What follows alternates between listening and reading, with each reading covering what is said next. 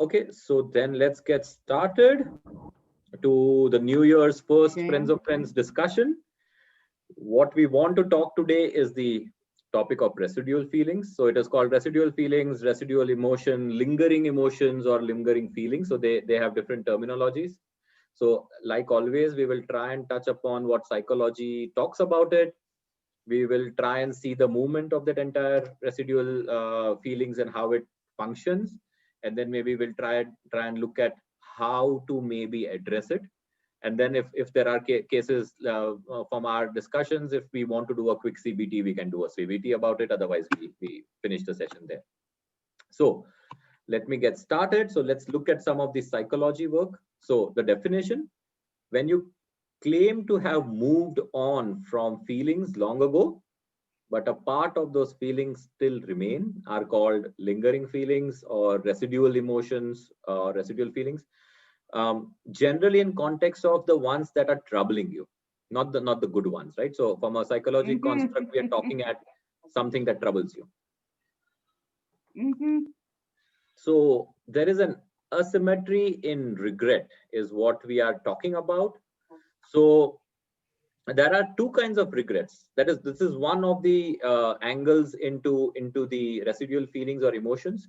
This is by Shai and Tom. They work together on this topic, and what they have figured out together is that there are two kinds of regrets, right? If we talk about regret as one of the residual feeling, one is what we could have done versus what we did do wrong, right? So there are things where we did something wrong and we regret it, or versus what could have been done, right? We did not do. And what they are saying is that it's the regrets about the inactions, what we could not do, that haunt us more and for longer period, right? So why is this? And that's a very nice angle from the study that came out from their discussion, right? Of course, they talk about that the solution is not to repress the thoughts or even take some kind of delusional no regret bravado, right? So, oh, no, we should not have any regrets. No, that's not the point. That's not the way to give an answer. That's not the answer to the solution. But if you look at what they are saying itself is a very, very interesting fact. And in a lot of things where people talk about, okay, when you are in your deathbed, or when you talk about people who are gone very, very old and you ask them about regrets, more often than not, they would talk about the things that they could not do or they should have done, rather than talking about, oh, that is the mistake I did, right? So it just reinforces the study what Shai and Tom has come up with. So why does it happen? So that's why they call it asymmetry in regret handling.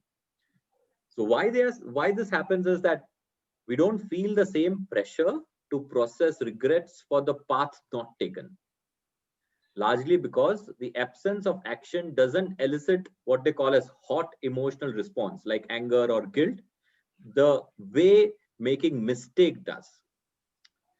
So what they're saying is that when we do actually a mistake, perceived mistake, again, from our own perspective, if we did some mistake, then there is an hot emotional response to it. There is an anger, there's a guilt, there is an immediate effect emotionally that we then have to address it somehow. It can't just go away. It's hot. It's like a hot potato in your hand. You have to resolve it. Whereas the regrets based on the path not taken, so it's an inaction. I did not do something, and the regret for that is not really that hot emotional state that requires addressing it completely right away, and that's why it lingers more, is what they're trying to say. Yeah. Yeah, feel free to pitch in between and give your comments, give your points from your from your life. Otherwise, I'll keep going through the slide, and then we open up and maybe come back to any of these points if need be. Let's look at the second option. So this is one very interesting option where somebody, so Chuck he's one of the good names in the cinema industry. So what he's saying is that if you want to really look at a residual emotion, he's saying just watch any husband arguing with his wife about something insignificant, right? Something insignificant, and they are arguing about it. Listen to what they say and watch how their residual emotions manifest when the fight is over. After the fight, see see the residual emotions coming into picture, right? So it's such formulaic, it's such unsurprising, right? It's so for something insignificant, after that, if you see, it's very formula based. There is a pattern in which both of them will follow, right? Some of them will fall, I have a headache versus ill versus trying to be a little guilty versus trying to go out and have party or go out and have beer, right? So it's very formulaic, it's unsurprising that you what from a filmmaking perspective is saying that you wouldn't dare to recreate it in a movie, because he's saying that the critics would say that, oh, this is not creative enough, this is not something that people would like to watch. So they create something very fanciful in the fights of a husband and wife, especially on the insignificant topics, right? So this is where they are saying that the intellects might get challenged, but it is what residual emotions are in real life manifested. Like when you fight something and say the outputs are very formulaic, very unsurprising, or I would like to call it as without really a purpose. The purpose of those reactions after the fight on something very insignificant are almost non-existential. It's just a habit that is getting manifested out. And that's why it's a residual emotion. It's not needed, but it's a habitual stuff that happens, which is formulaic or very unsurprising. So that's one very nice way to look at this from a creative industry perspective. So the movement, how does this move? Why does it linger? Why does it linger? This some emotions, right? So I think one is what we call as effective salience, which means that our brain, we as people of emotions, process information which are emotional in nature way quicker than factual information, right? So we would always, and it is by Valentina. She is a PhD into this topic. I've taken this content from her. So one is that effective salience, right? Which means the imprint on our brains and memories that we have are more from emotional, very quickly processed and stored into our long term. It's there, it's carved out in the memory, more than maybe a factual information that we would have studied. And this point, the second point, is one of the most important things for me, because this then leads us to how to address these things, right? So it's a very ironical process. So in the mind ensures that we are automatically directed to our attention to things, feeling, thoughts, and wishes that we are trying to avoid, right? Which means if you try to say, oh, I shouldn't feel this, you will feel it, right?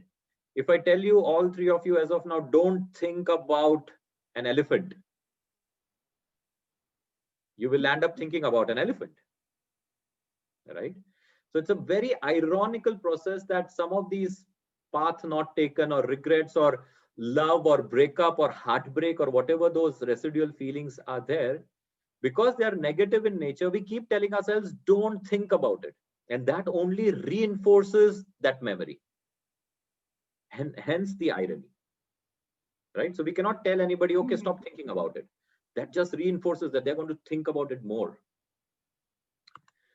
Third point, and I think this is what the SRO tribe, I'm not sure if I'm pronouncing it right, but they talk about it, and it's a very, very interesting angle to look at it. So it is embodied as a cognition. What they tell is, it's a very nice statement, that knowledge is only a rumor until it lives in the muscle.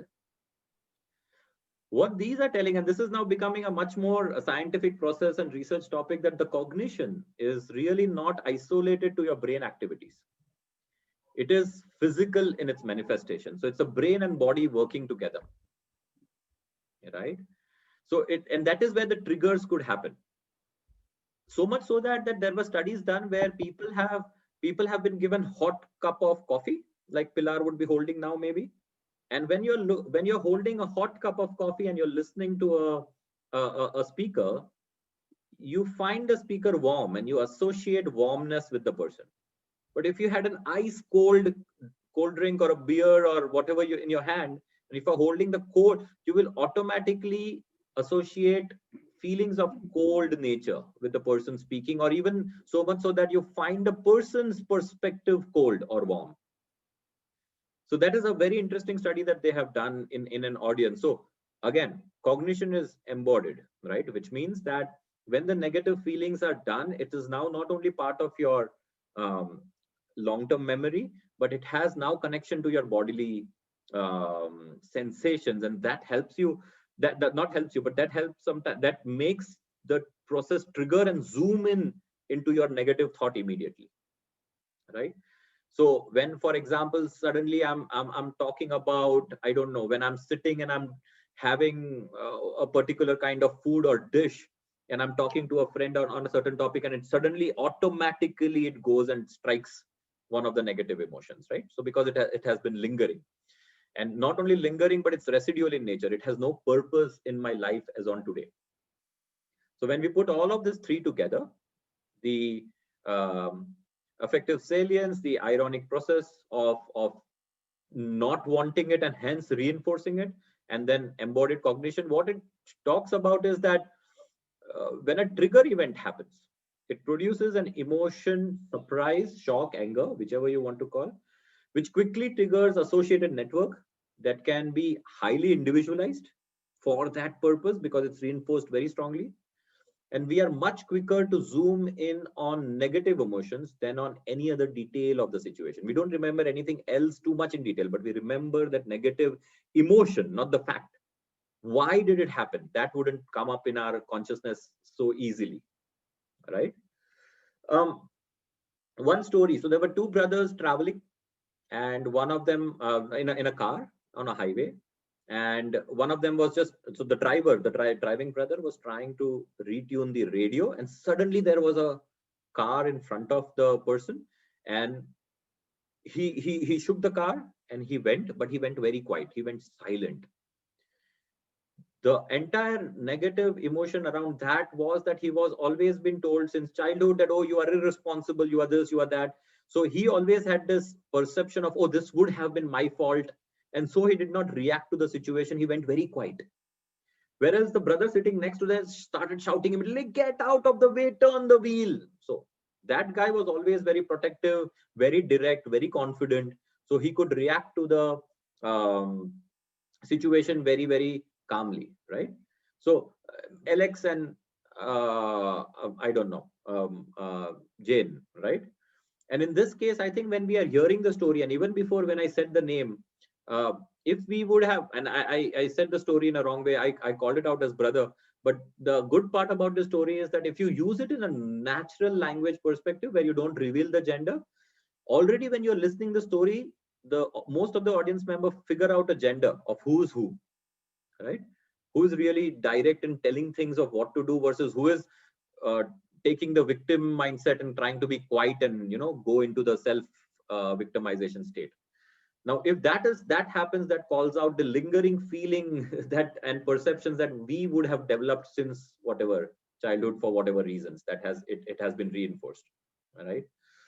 So that is where the things start. So this is why this is the movement so called of uh, negative feelings and why they linger. And we will look at this ironic process because I think that becomes very, very important, that we keep suppressing it and hence eventually reinforcing it. So let's try to unbox the emotions, right? The emotions could be guilt, the emotions could be despair, betrayal, shame, anger, any of these emotions, right? Which could be lingering for a long, long time within us, right? So so now again, Shai talks about it, and you can look him up. He's having a good study around this topic. So it is always about telling ourselves that should we turn right? So to his should, right? Which is the neural path of where you will zoom into your negative thing and the feeling lingering and coming it back, or turning left to his could, which means that's the choice you have to start making. That's the first step towards it, which is I could have done it, right?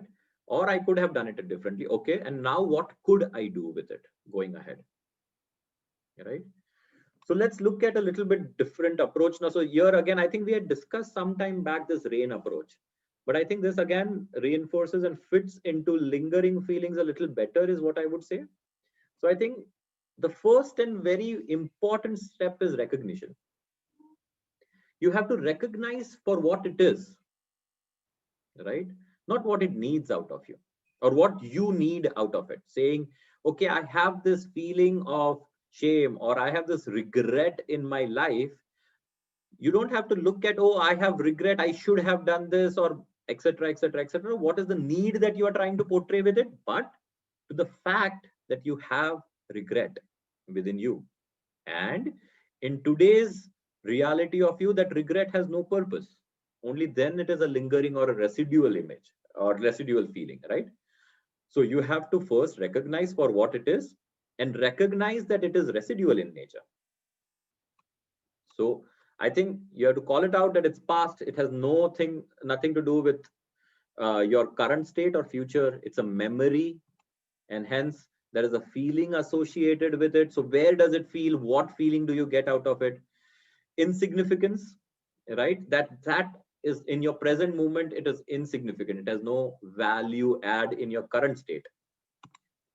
It is formulaic, as we said. It's habitual in nature. That's one of the very, very key giveaways, that okay, this is what happens. It's very mechanical, so you are in autopilot when this kind of emotion surfaces and manifests itself. It's very mechanical. It's not very surprising from a third party perspective. If you look at it, they would essentially know, okay, Jamin, you're going to react this way. We knew it, right? These are the points where you just do it like that. There was no surprise there. Essentially, this was all thought, right? So this were all part of your thoughts from the past, right? And it just triggers. It's unsurprising, it's mechanical, formulaic, it's insignificant. It's a feeling you have to scan through your body and mind, because it's embodied cognition, and it's past, it's memory. All right. So that's recognition. That's step one. The step two is accept for what it is, not how it feels then, right? So of course it feels painful, but what it is, what I mean by that is, it has to be a non-conflicted state. Not that I don't want to feel it, because we understood it's an irony. If I say I don't want it, it's just getting reinforced. So it should be non-conflicted. So to just look at it from a third-party perspective, don't conflict with it. Look at for what it is. Accept that I have anger in me, not I am angry, right? And we'll talk about it a little ahead. Non-judgmental. Don't judge it as for good or bad. It is what it is. Look at the manifestation, how it is coming, physical and thought wise. Look at the manifestations of it, and that will help you look at it and accept it. Okay, this, when it happens, I have an anger in me, which then gives me headache, and I feel warm and hot in my head and my chest, in my core, right? That's what you start looking at it, rather than saying, oh, I am angry because of I couldn't do this in past. Rather than, oh, anger comes, right? And this is the manifestation of it. Inquire for why it is, or and not it should not be. So it builds on your judgment. After accepting it, ask it, inquire, right? What is the purpose of it? And most probably this already could be a very powerful inquiry, where it answer is maybe it's no relevance anymore, or maybe it has some answer. It could manifest as an answer for you. Why is it still lingering in you, right? Maybe from your conditioning, it requires or demands some action. Then you need to look at it, that do you want to take that action or not? So the could part comes into picture rather than should with this inquiry, right? So the significance, you need to question it, inquire, what is its significance today in your life? What's the need? Why is it there in your life today, right? What is it wanting from you? Is there a pattern? Is it only with this respect to this particular uh, trick that is happening? So having a coffee in a hand and watching a sunset together triggered something, for example. Is there a pattern around this that is happening in other phases of my life, right? This takes you to a more of cognitive biases and filters. Is there one small filter? Have I become a catastrophizing person, right? Have I become a paranoid person? Am I getting into a victim mindset, right? We need to look at the pattern. That is where maybe we need help from therapists, counselors, etc. Purpose, it might actually have a purpose. There might be something incomplete. You might want to still do it. You might want to still get up on a stage and deliver that final good speech.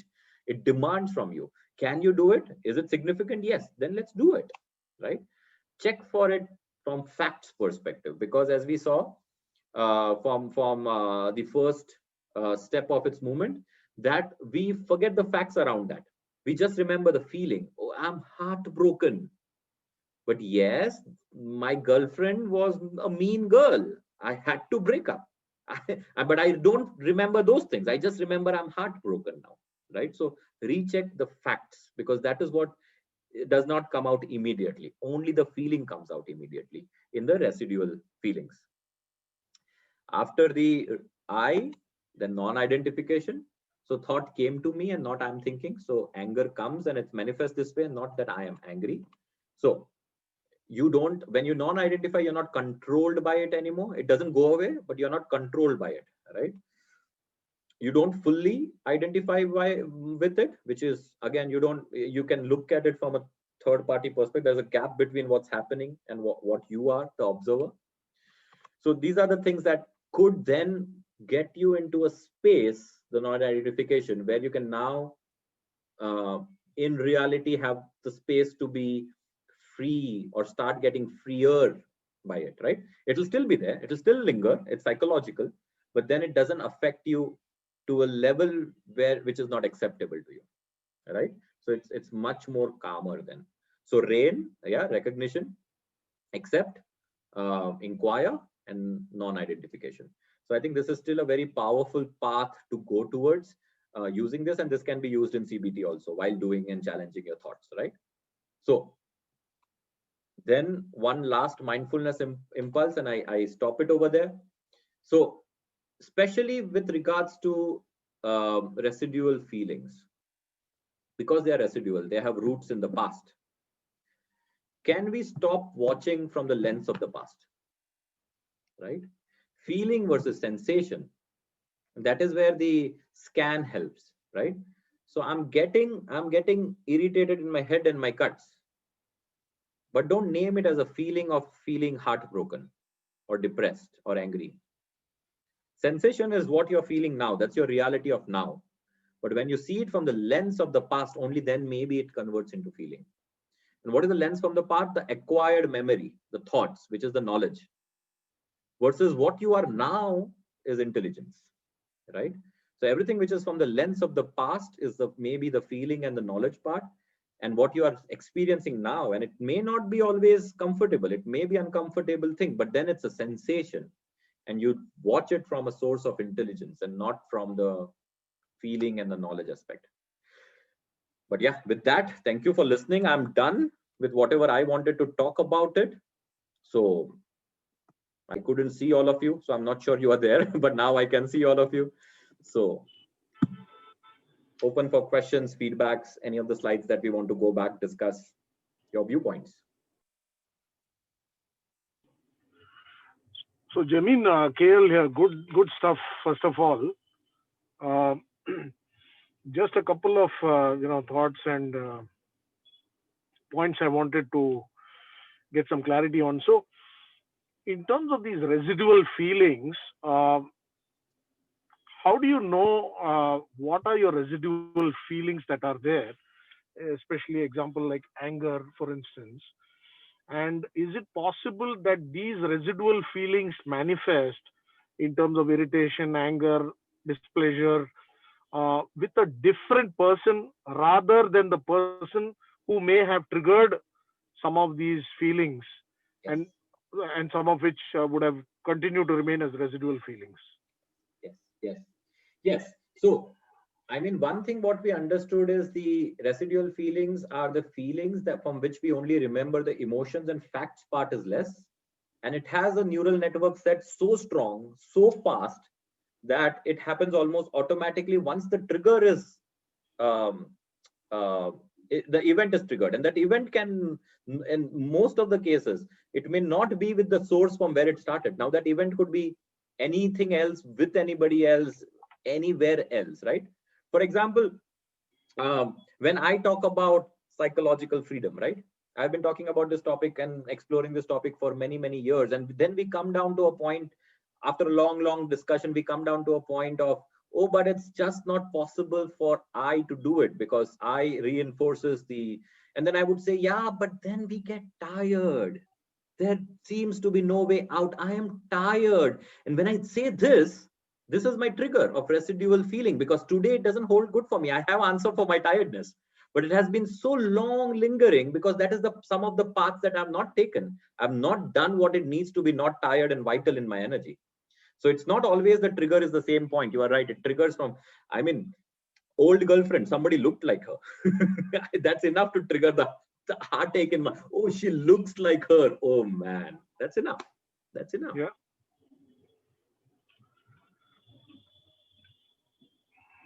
And And again, sometimes, racket feelings. Sorry, sorry, the yeah, racket feelings. racket The feeling. second question you had was, Yeah, yeah, instead of yeah. heartbreak, The then it comes out as irritation or arrogance or I don't know other aspects of it. So racket feelings, it can always manifest as something else then. correct. I mean, the other question was another question which I had was sometimes we do have, let us say, bad experiences with maybe a colleague or maybe one of your managers, and then you would have moved on from the organization. Yes. But some of those feelings continue to remain as residual feelings, right? So the decision of moving on from that organization may have been as a result of not reaching a common ground, right? Yes. But anytime and every time the name of that person figures in a discussion or whatever, you tend to get into that emotion of, let us say, anger, or So how do you actually let that go uh, now that you've moved on, for example, right? In terms of moving to another organization or taking up another responsibility, right? Yes.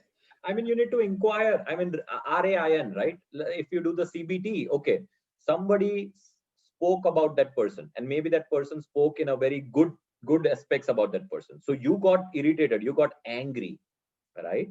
That is what happened, right? From your example. So now Yeah. between somebody narrating this, that's an event, and you getting angry, what were your thoughts in between? What could somebody be thinking about that before getting angry?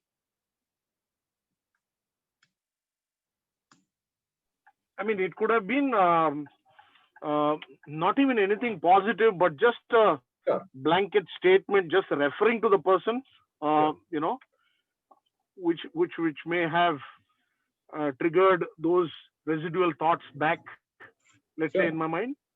sure. Thoughts like what? Thoughts like what? Let's build on that example. So somebody mentioned an ex-manager whom you could not come to common grounds with, so you left him. Hmm. Now he's not part of your life. You're not going to meet him. There is no connection Correct. there. But Correct. somebody else mentioned the person, Mr. X, and now you remember those old memories. You are irritated. But what are you Correct. thinking? So probably what's there in the mind continues to be one of, let's say, maybe anger, especially when you were associated with the organization, let us say, for that matter, or with that person on projects or on client related stuff, which you thought was, you were giving it all, right? And at the end of the day, this person was neither involved nor was he even contributing in any manner, right? So it all you know was becoming or made to look like, it didn't really matter, right? Because at the end of the day, there could have been personal sacrifices, there could have been opportunities to have some good career discussions. So all of that, you then tend to wonder, what did I get in return, or did I get a raw deal, right?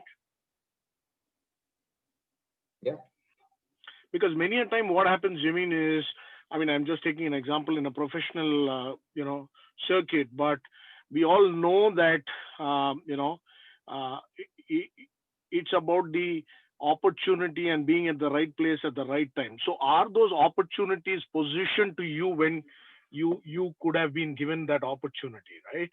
Or could that person have managed, you know your career aspirations better when he didn't have any roles? Are things that make you ponder, right? yes, yes. So I mean, I just let me quickly, just because I take this opportunity, we have not done it for a long time.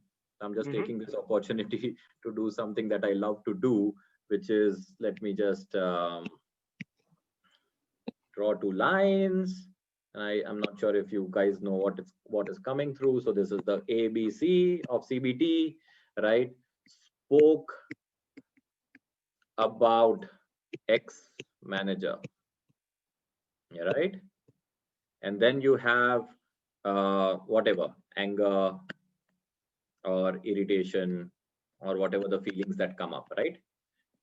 And in between, you have these residual feelings. Now we talk about residual feelings. And from what I heard, the thoughts behind this, so residual feeling is still this.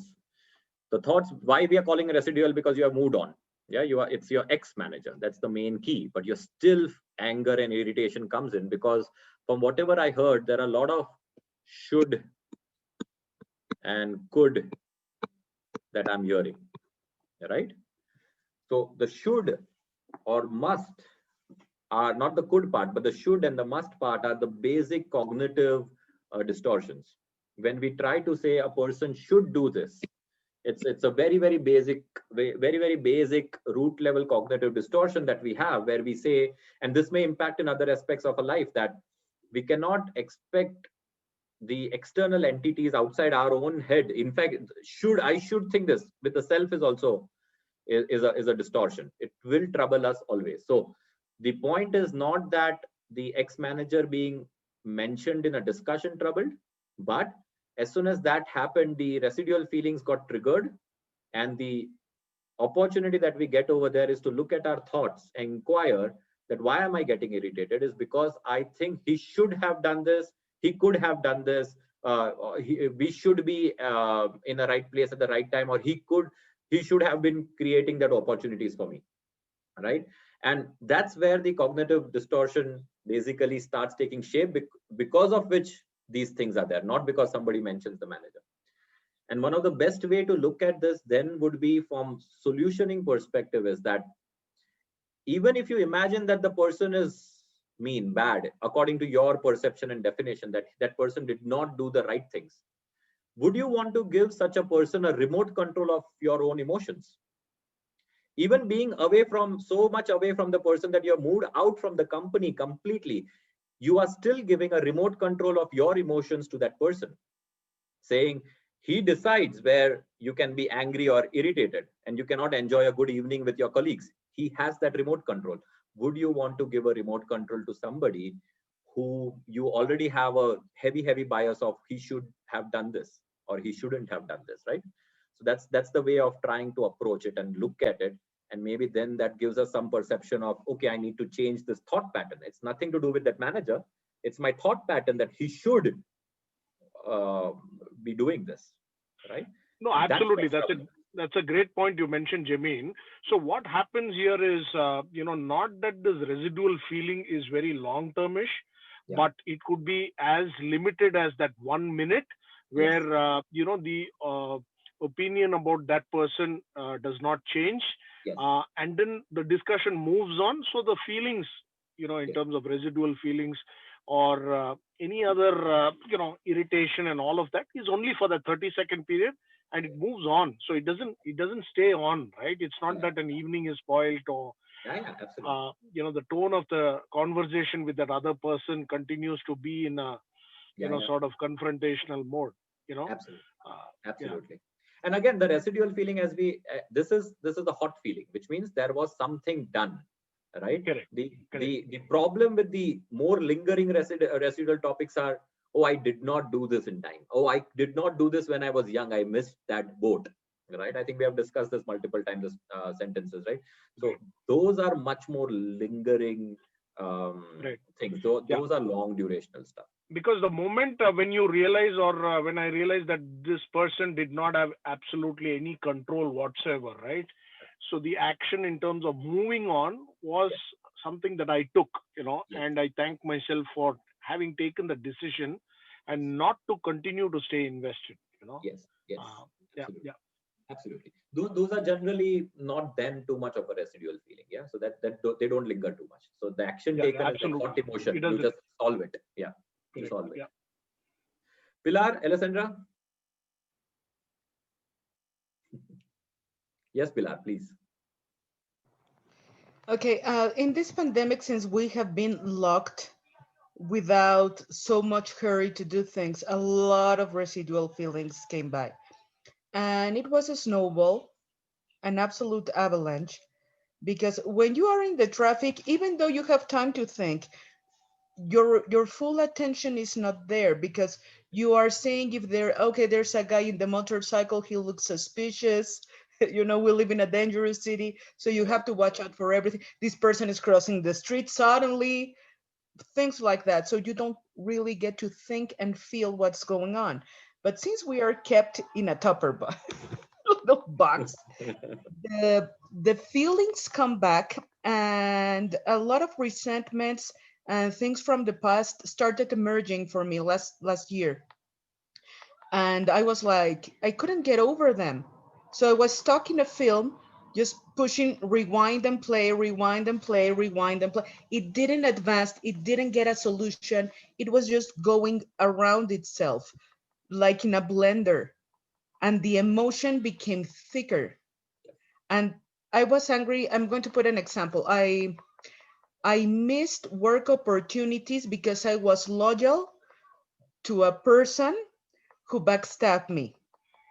Then, during, before, after, today, the person is the person is a horrible person, because that's the way she is.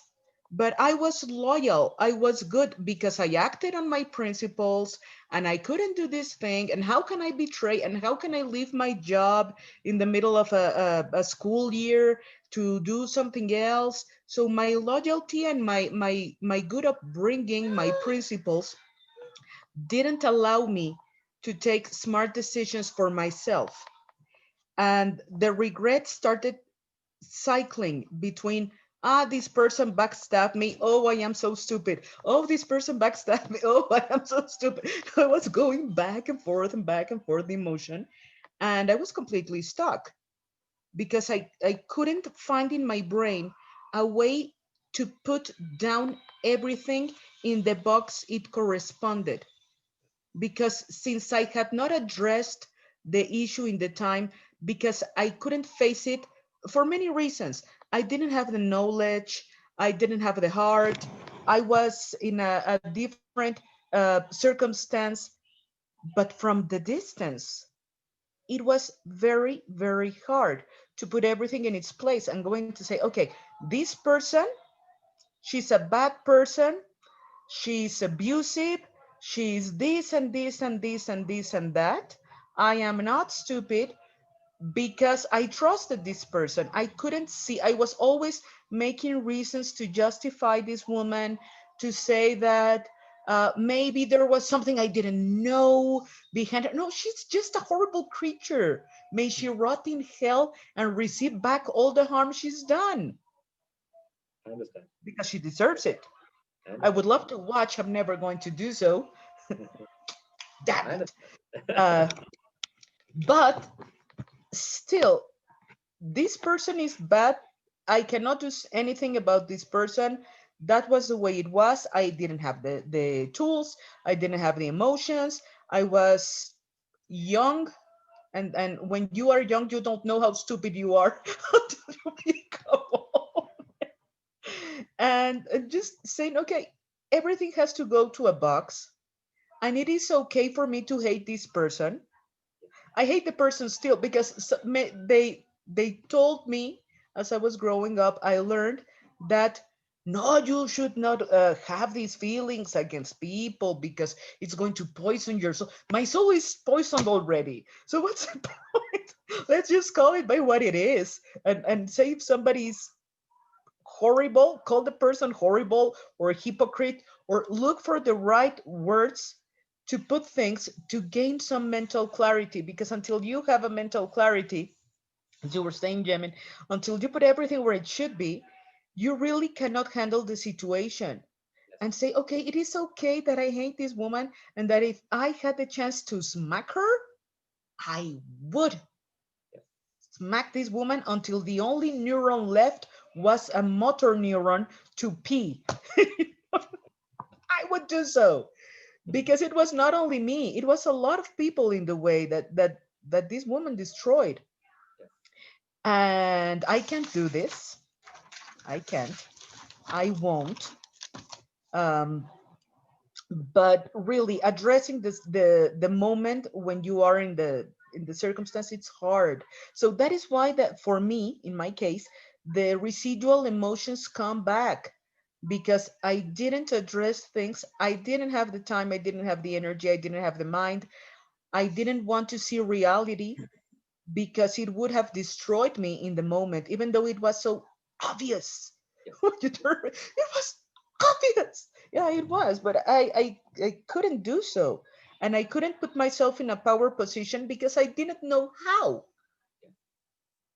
I didn't know how to say, stop it. I didn't know how to, as you were saying, the remote. You give the remote because you trust someone. You give the remote because you think you cannot handle it or you don't know. So information has been Yeah. very, very important. Yeah. And going from point A to point B without rewinding the circumstance again and again and again. Because when you rewind the circumstance, you only start creating some vengeances that Victor Hugo would have been proud. You know? With the Count of Monte Cristo, you know, Yeah, he yeah, would have been proud of your vengeance. But because we want to get even, we beautiful. feel hurt. We want something.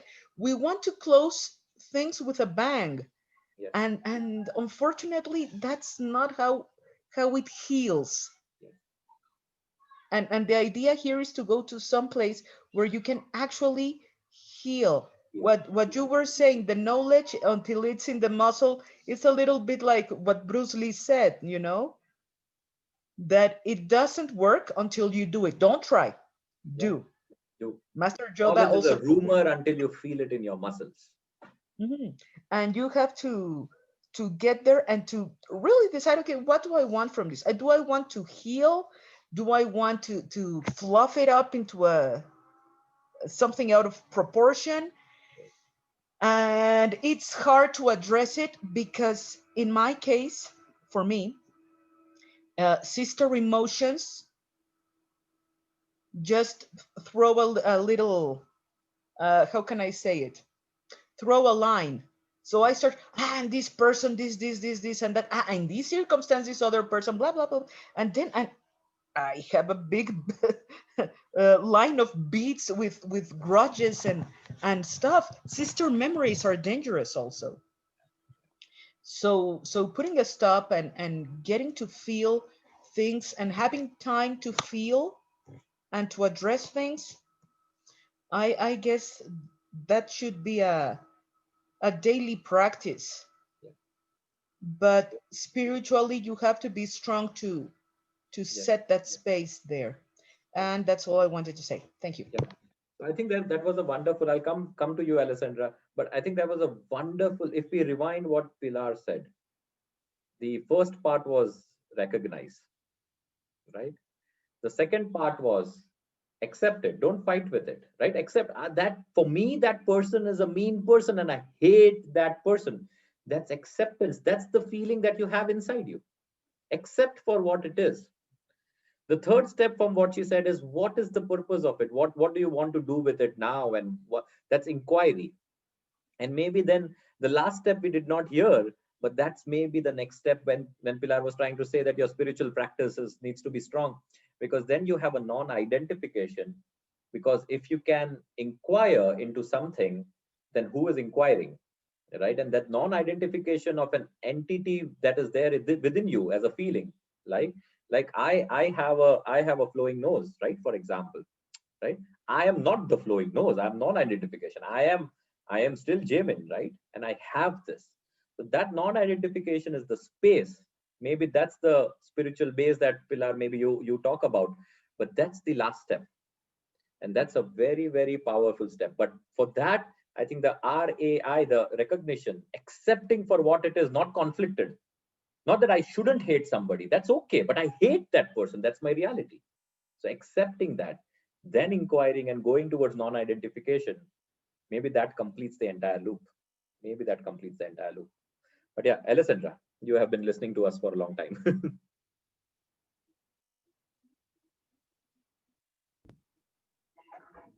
Well, I've been in a similar situation to to Pilar, but not because of the pandemic. It's, you know, it's been like that for me for a long time. Mostly the residual feelings I'm thinking about are related to my ex-husband. And, you know, right now I'm in a state in which, and I've been like this for a while too, like just finish the legal business, pay what you were supposed to pay me.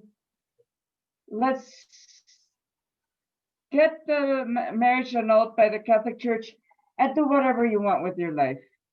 I don't want to see you or hear from you ever again. But sometimes, especially because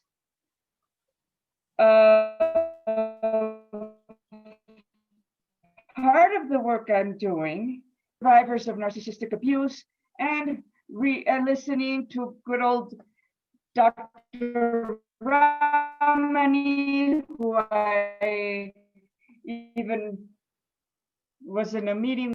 It triggers some memories, and then the anger comes back.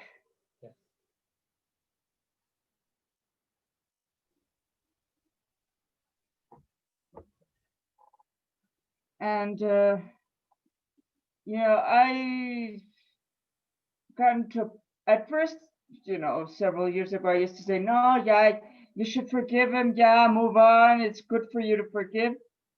Now I'm in a stage where, yes, I'm angry at him, and I have good reason to be because of what he did. I'm just not letting the anger move me or affect me in my day-to-day life. Yes. Yes. So just a question, Alessandra and Jameen, if I can ask. So, you know, in terms of holding on to that, you know, feeling of anger and frustration, I know while Jameen did mention it's okay as long as you accept that you have that anger or hatred towards a person. Now, especially when you moved on or moved away from a person, even in the earlier example that I gave about, let us say, a not so great boss or a bad boss, right? Do you need to really cling on to those feelings of hatred and anger when you've actually moved on in life? No, of course not. Of course not. But what we were telling by it is okay is to not tell that I shouldn't be angry, but accept what it is today. Are you angry? Mhm. You are angry. Don't conflict with it. Yes, I Looking am. at it, the reality, not what should be, but what is. That's the first step. Mhm. Just like Pilar, I hate this person. Okay, you hate this person, you hate her. It is what it is. Yes. We are not saying That's that how we you feel. continue in That's that how you state. feel. Yeah, we don't continue in that state. But what is the reality? Unless we look at the reality for what it really is, you cannot inquire further on it. And then you stay in that rut of a spiral because you're not being truthful to your own feelings. That's all what we meant, KL. We didn't mean by that to hate somebody is okay. We are saying it's okay to accept what you have in the reality of your own conditioning today. That's what we said. Exactly. But the expectation is to move on at some point, right, Jameen? Of course it is. Of course it is. If it harms you, Yes. you have to move out from it. Of course it is. But first, let's look at what it is. Yeah. Sorry, Alessandra. That's right. Exactly. First, you have to recognize how you feel and accept that is how I am feeling right now, or that is how I feel about this person, to then be able to work on it and move on. Yeah, absolutely. Because, I had a case recently where where the person was trying to harm his own psychological self with two ways, right? With the primary feeling that the person had, and more importantly, that I should not be feeling this. Together, these are two swords on your own self, right? Oh, I have this feeling, but I shouldn't have this feeling. It's like stabbing your head from both the sides. Yeah. Okay. So recognize, accept, inquire, non-identification, and ironical. So don't tell yourself, don't think about it or don't feel it. That just reinforces the neuro bridges. And check the facts. And knowledge is a rumor until you feel it in your muscles, right? So be aware of that. I think with that we are done. Maybe if no extra points, at least I'll stop the recording.